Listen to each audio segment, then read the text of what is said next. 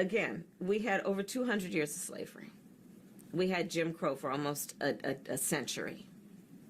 We had legalized discrimination, segregation, and now we have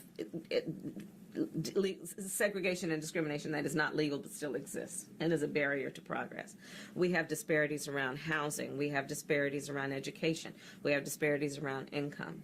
And we have to recognize that everybody did not start out on an equal footing in this country. And in particular, black people have not. And so we have got to recognize that and do something about that and give folks a lift up. That's why, for example, I'm proposing the LIFT Act. Give people who are making $100,000 or less as a family a tax credit, which will benefit and uplift 60% of black families who are in poverty. So by default, it affects black families, but there's not a particular policy for African Americans that you would explore.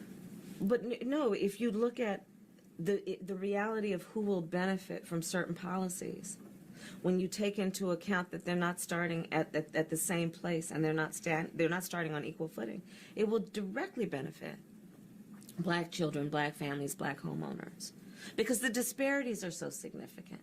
So if we focus on the specific issues that have resulted in the greatest disparities, and we understand that that's part of why we're doing it.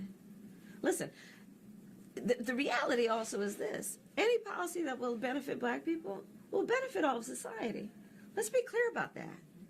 Let's really be clear about that. So I'm not going to sit here and say I'm going to do something that's only going to benefit black people.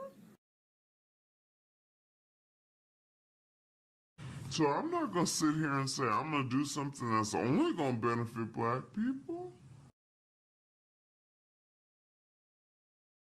So I'm not going to sit here and say I'm going to do something that's only going to benefit black people.